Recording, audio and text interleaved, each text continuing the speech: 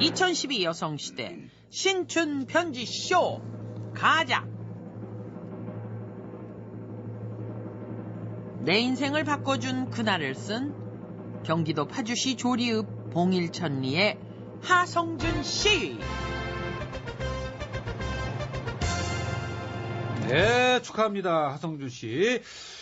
이분은 상금 100만 원과 부상을 받으실 것이고 여성시대 신춘편지쇼 수상자라는 영예와 전국 여성시대 가족들의 칭찬과 부러움을 또 받으시겠죠. 하성준 씨의 인생을 바꿔준 그날은 어떤 날이었는지 작품을 소개해드리겠습니다.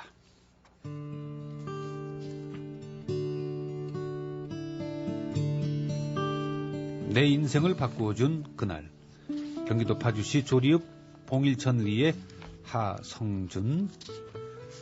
지금으로부터 15년 전 고등학생 때였습니다. 점심을 먹고 친구들과 교실로 들어서는데 친구가 혼자 교실 뒤에 책상에 엎드려져 있는 겁니다.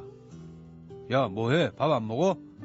그러자 친구는 귀찮다는 듯이 야, 나 그냥 혼자 좀 내버려둬. 저는 순간 친구의 얼굴이 좀 이상하다고 느꼈습니다. 야, 너 얼굴이 왜 그래? 무슨 일이냐고? 친구는 여기저기 피멍이 들고 찢어져 붉게 부어오른 얼굴로 눈물을 흘리며 이 얘기를 털어놓았습니다. 평소 사이가 좋지 않던 같은 반 친구와 다툼이 있었고 반 친구는 같은 학교에 다니던 형들에게 말해 내 친구를 때린 것이었어요. 그 얘기 듣자 저는 도저히 참을 수가 없었습니다. 학교에서 한 주먹 하기로 유명했던 저는 친구의 복수를 하면 저 또한 형들이 가만두지 않을 거라는 걸 알았지만 의리와 자존심을 지키기 위해서 가만히 있을 수는 없었습니다. 그때 친구를 때렸던 반 친구가 의기양양한 표정으로 교실로 들어왔고 저는 책상 위를 뛰어넘으며 달려들어 그 애를 실컷 때려주었습니다. 잠시 후 우당탕탕하는 요란한 소리와 함께 저보다 덩치가 큰 형들이 나타나 저를 끌고 가 교복이 찢겨나갈 정도로 때렸지만 의리와 자존심을 지켰다는 생각에 영광의 상처를 내보이며 수업이 시작된 교실 문을 열었습니다. 조용히 뒷문을 열고 교실로 들어서자 반 아이들은 모두 고개를 푹 숙인 채 앉아 있었고 담임선생님께서는 어두운 표정으로 서 계셨습니다. 저와 눈이 마주친 선생님은 하성준, 앞으로 나와라. 너 임마, 애를 이 지경으로 만들면 어떡하냐? 하시더니 교실 천장만 올려다보며 한숨을 쉬셨습니다. 지금까지 아이들과의 싸움으로, 아니 더 정확하게 말씀드리면 일방적으로 제가 때린 경우가 많아 학교뿐만 아니라 이 지역에서 유명세를 탔던 저는 다행인지 그때마다 인자한 선생님 만나서 학교를 그만둘 위기를 넘기곤 했습니다. 담임선생님은 야, 성준이 너 성실하고 말이야. 본성은 착한 놈인데 너 그 욱하는 성질만 좀 죽이면 네가 원하는 체대에 가서 크게 될 거야. 하시면서 용기를 주시곤 했습니다. 선생님은 저를 차에 태우고 학교 근처의 종합병원으로 가시더니 성준아, 지금 상황이 많이 안 좋다. 안면 함몰된 것도 문제지만 지금 수술 중인 눈이 잘못되면 영영 실명할 수도 있단다 하셨습니다. 저는 아무 생각도 나지 않았습니다. 그 친구에 대한 미안함보다 이번엔 부모님께서 수술비와 합의금을 어떻게 마련하실지 그 걱정이 먼저 들었습니다. 수술실 앞에는 상대방 친구의 어머니와 저희 어머니께서 와 계셨는데 선생님과 간단히 인사 나눈 어머니는 주저앉아 눈물을 쏟기 시작을 했습니다. 저는 고개를 숙인 채 석고상처럼 서 있었죠. 선생님께서는 두 분을 안정시키고 저에게 아버지께 연락을 하라 하셨습니다. 전화를 하기 위해서 계단을 내려가는데 지난번에 사고 쳤을 때 어머니 모습이 생각이 났어요. 그때도 애들을 때려서 학교에서 징계를 받고 어머니가 학교로 불려오셨습니다. 그때도 발벗고 나서주신 선생님 도움으로 학교는 계속 다닐 수 있었지만 일정 기간 수업 대신 학교 내 봉사활동을 하고 있었는데 담임 선생님과 상담을 하고 돌아가는 어머니를 멀리서 보았습니다. 전화 벨만 울려도 학교나 경찰서에서 온 전화일까봐 가슴부터 뛴다는 어머니는 어려운 가정 형편 때문에 식당 일과 청소 일을 쉬지 않고 하셨는데 학교에서 연락이 오면 급히 오셨다가 다시 일하러 부랴부랴 가야 했습니다. 그때 선생님을 뵙고 다시 급하게 일을 가는 어머니의 뒷모습을 보며 저는 다시는 싸우지 않겠다 다짐을 했었습니다. 하지만 그놈의 자존심이 뭔지 얼마 못 가 또 이렇게 사고를 치고 만 것입니다. 아버지께 전화를 걸어 어렵게 말씀드리고 병원 앞에서 아버지를 기다리는데 저 멀리 택시에서 내리는 아버지를 보았습니다. 그런데 엉거주춤 택시에서 내리는 아버지는 가슴에서 어깨까지 붕대를 감고 팔 한쪽은 깁스한 채 병원 환자복에 점퍼 하나만을 겨우 걸치고 계셨습니다. 건설 현장에서 용접하시던 아버지는 그날 현장에서 일하다 아파트 옥상에서 떨어진 벽돌에 맞아 팔과 어깨뼈가 부러지는 중상을 입고 병원에 실려갔는데 제 전화를 받고 걱정이 돼서 다친 몸을 이끌고 병원으로 달려오셨던 겁니다. 그때부터 저는 아버지로부터 매를 맞거나 욕 한 번 들은 적이 없습니다. 저보다 2살 어린 여동생도 있는데 아버지는 우리 앞에선 큰 소리 한 번 치신 적이 없었습니다. 돌이켜보면 아버지는 항상 지방 현장을 찾아다니며 일을 하셔서 저희와 함께 지내는 시간이 거의 없었습니다. 그 때문인지 아버지 가끔 집에 오면 저희와 시간을 같이 보내주시려고 노력을 하셨습니다. 반면에 엄한 어머니는 그런 아버지와 의견이 충돌하곤 했죠.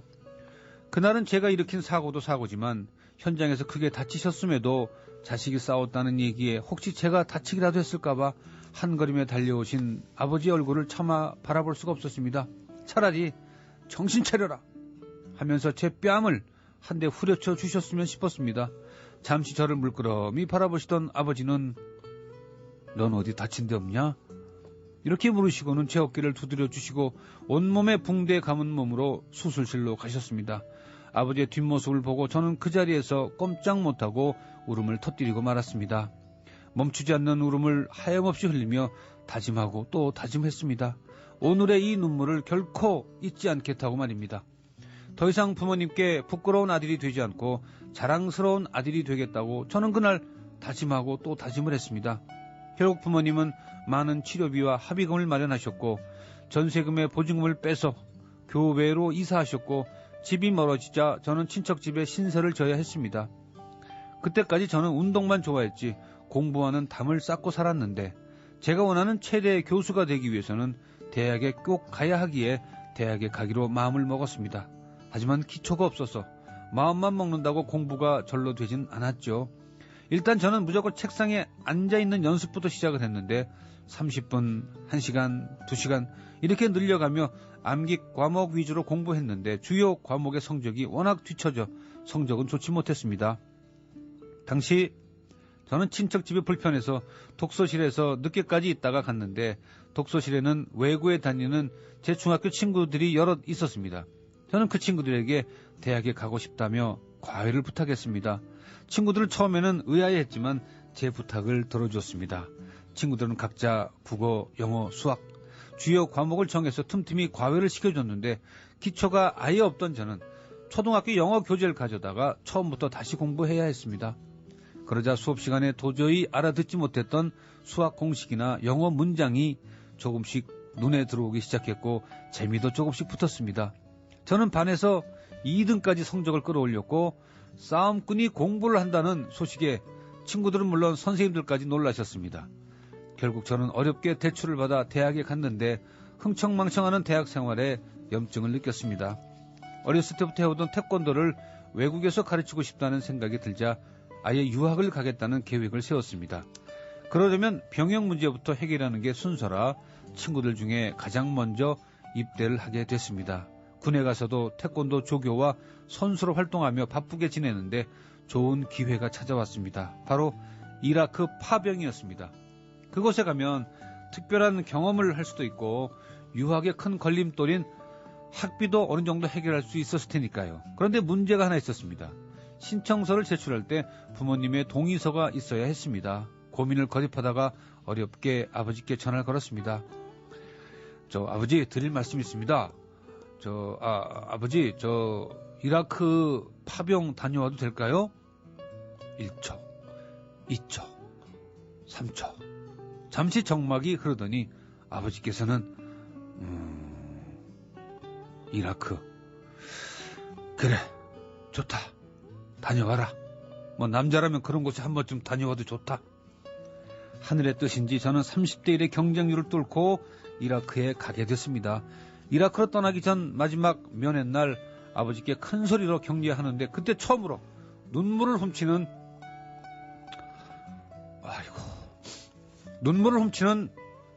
아버지를 보았습니다. 저는 이라크에서 돈을 주고도 살 수 없는 소중한 경험과 함께 세계 각국의 군인들과의 생활하면서 유학 생활에 대한 두려움도 떨쳐버릴 수가 있었습니다. 전역해서 집으로 돌아왔을 때 집의 형편은 더 나빠져 있었고 부모님 사이도 아주 좋지가 않았습니다. 저는 비로소 이제 장남으로서의 역할을 해야 할 때라는 걸 깨닫고 파병 생활로 번 1,000여만 원의 돈을 급한 빚을 갚고 대학생이 된 동생을 챙겼습니다. 부모님은 아들이 목숨을 걸고 번 돈은 그렇게 쓸 수 없다 반대하셨지만 부모님께 죄만 지었는데 이제 처음으로 아들 노릇을 하겠다며 기쁘게 통장을 드렸습니다. 저는 유학에 필요한 모든 것을 다시 처음부터 준비해야 했습니다. 짜장면 배달, 태권도, 사범, 대리, 운전, 술집, 웨이터 밤낮 가리지 않고 돈을 벌었습니다. 아무리 피곤하고 잠이 모자라도 꾸준히 운동하며 몸을 만들고 항상 뒷주머니에 영어 단어장을 넣고 다니며 유학을 준비했습니다. 그렇게 3년여 준비한 끝에 저는 호주행 비행기에 오를 수가 있었습니다. 호주에 도착해 저는 오로지 영어 공부만 했습니다.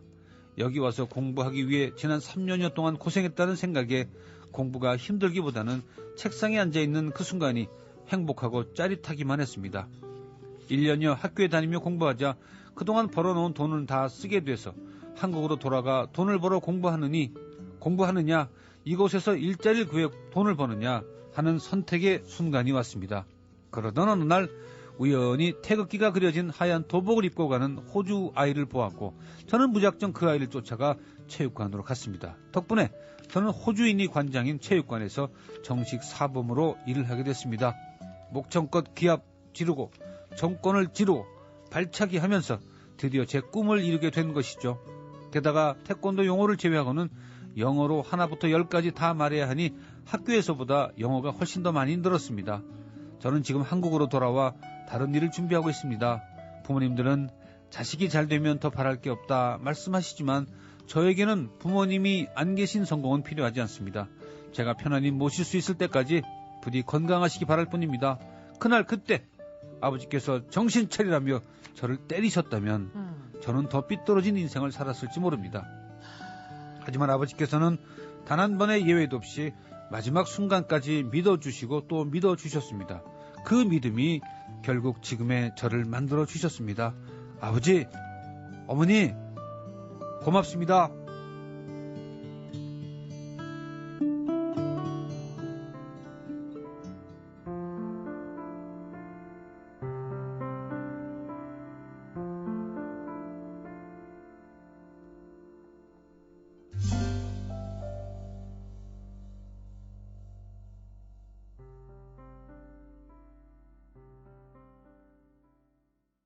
네, 인생의 선물 양윤의 노래입니다.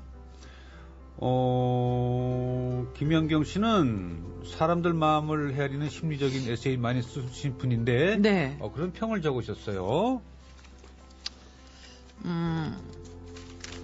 어떻게? 네, 여기 있습니다. 예. 요즘에 학교 폭력 문제를 이야기할 때 네. 가해 학생 역시 아픈 사람이라는 것을 기억하면 좋겠습니다. 예. 가해 학생에게도 많은 사랑과 관심이 필요합니다. 더 나쁜, 더 괴팍한, 더 모진 사람이 더 아픈 사람입니다. 그래요. 적어주셨네. 아유, 참, 그날, 이 하성준 씨의 그날. 예. 아버님이 온몸에 깁스하고 그 아프게 차에서 내려갔군. 아들을 네. 야단치거나 원망 안 하시고 너 다친 데는 없냐. 깊은 사랑으로 정말 참, 믿어주신 그죠? 아버지예요. 네. 사고뭉치 하성준 씨를 전화해보겠습니다. 사고뭉치 하성준 씨를 전화해보겠습니다. 사고뭉치